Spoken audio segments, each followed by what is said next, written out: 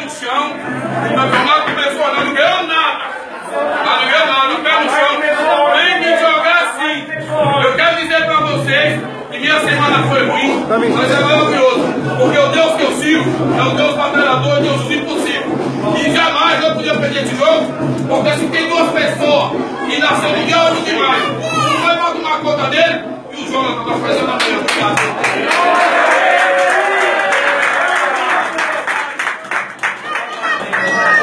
Obrigado.